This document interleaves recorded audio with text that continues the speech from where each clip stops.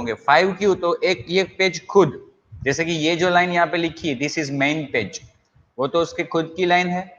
और यहाँ पे जो आप देख रहे हो 4 different files for other files, तो इन चारों पेजेस के आउटपुट भी हमें वहां पे देखने को मिलेंगे।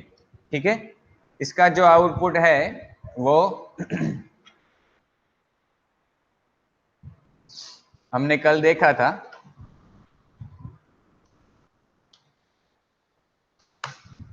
Yes, this is the output of 5। ये जो लाइन लिखी है वो मेन पेज में ही लिखी है। अब ये जो आउटपुट आ रहा है वो पेज 1 HTML से आ रहा है, ये जो आउटपुट है वो पेज 1 JSP से आ रहा है, ये जो आउटपुट है वो पेज 2 JSP से आ रहा है, और ये जो आउटपुट है वो अपनी सर्वलेट से आ रहा है। ओके, ये हमने सब कुछ कल किया था। आज हम इसमें और एक चीज देखेंगे, और वो क्या है कि जिस पेज को हम इंक्लूड करते हैं वो एक्चुअली उस पेज का कोड तो इंक्लूड नहीं होता है।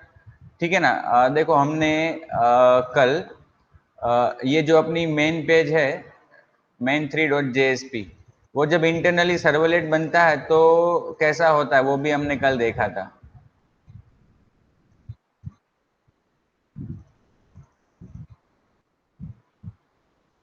ये देखो main3.jsp जावा, ये अपना जो मेन पेज है वो जब इंटरनली सर्वलेट बनता है तो देखो उसकी JSP सर्विस मेथड में वो चारों पेज जो हमने इंक्लूड किए वो एक्चुअली पेज इंक्लूड होते ही नहीं है, डायरेक्टली उसका आउटपुट वहां पे लिया जाता है। देखो यहाँ पे कोड में क्या हुआ, पेज 1 जहाँ पे इंक्लूड किया है वहां पे इंटरनली क्या हुआ, एक मेथड कॉल हुई। कौन सी मेथड?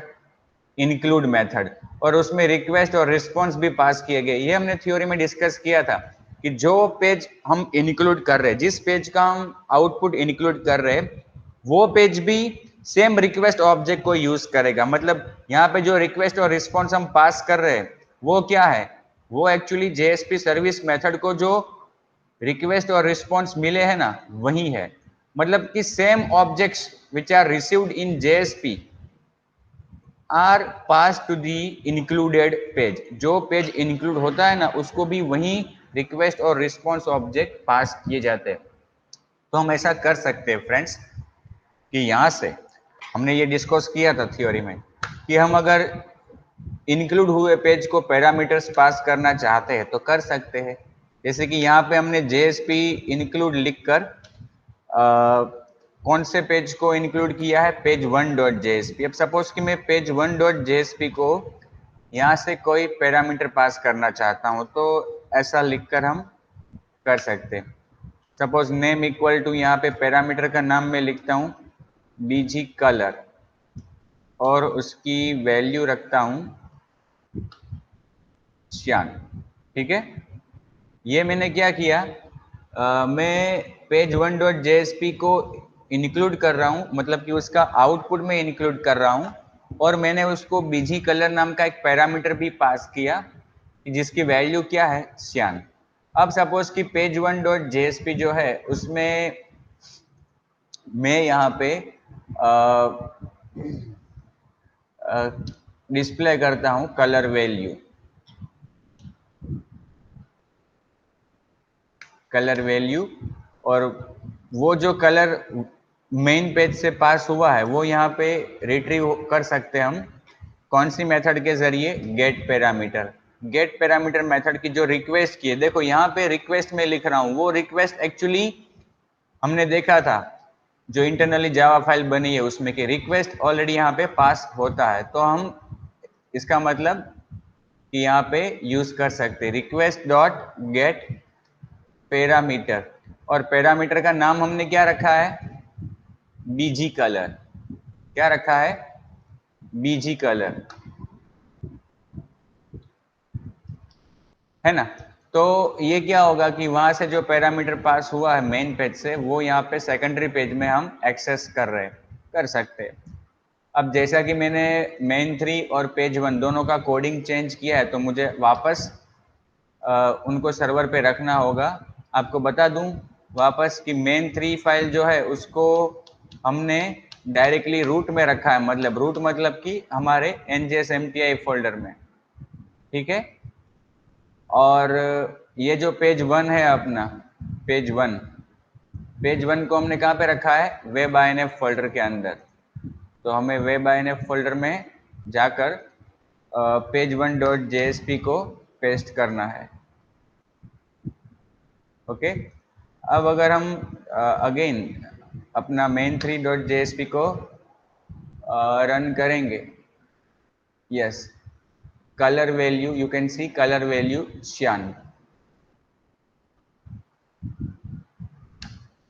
ठीक है। यहाँ पे जो हमने main3 पेज से main3.jsp से जो वैल्यू पास की थी वो वैल्यू यहाँ पे रिट्रीव हुई है।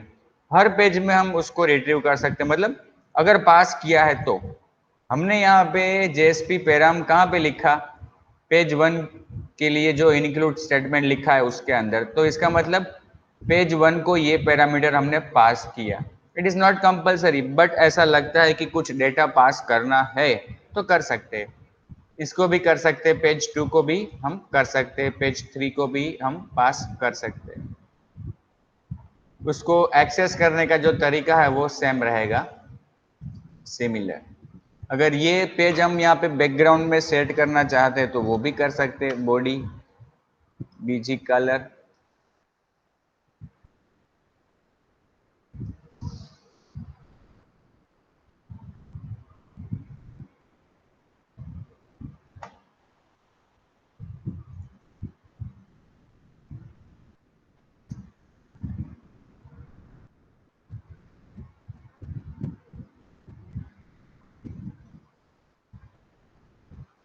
यहाँ पे body BG colour equal to करके हम वहां पे JSP एक्सप्रेशन लिख सकते हैं, उसके अंदर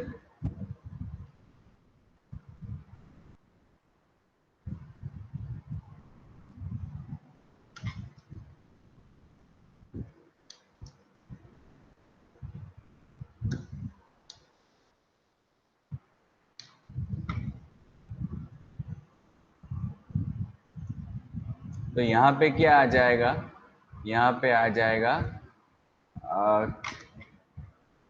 श्यान। तो हमने यहाँ पे चेंज किया है पेज 1.jsp को, तो पेज 1.jsp को जिसको वेब INF के अंदर रखना है। अगेन रन करेंगे, see this is message from page 1 JSP colour value cyan. और यहाँ पे देख सकते हो कि बैकग्राउंड कलर भी कौन सा सेट हो गया, श्यान कलर। तो इस तरह से हम पैरामीटर पास कर सकते हैं अपने सेकेंडरी पेज को। और जो पैरामीटर पास, मतलब ये यहाँ पे तो हमने केवल एक पैरामीटर पास किया है, हम मल्टीपल पैरामीटर्स भी पास कर सकते हैं, कोई प्रॉब्लम नहीं है। जितने पैरामीटर्स पास करने हैं आपको उतनी बार आपको JSP पैराम लिखना होगा, और फिर हर पैरामीटर्स के नेम और उनकी वैल्यूज। यहाँ पे हमने स्टैटिक वैल्यू लिखी है, अदरवाइज डायनेमिक भी हो सकती है, ठीक है ना। मतलब we can pass any number of parameters as per our requirement. और यहाँ पे हम request dot get parameter number 1 और नंबर 2 लिखकर, num1 और num2 लिखकर इन वैल्यूज को एक्सेस भी कर सकते हैं। सो ये था पैरामीटर पास करना। Has anybody any doubt in this example और टॉपिक? No sir.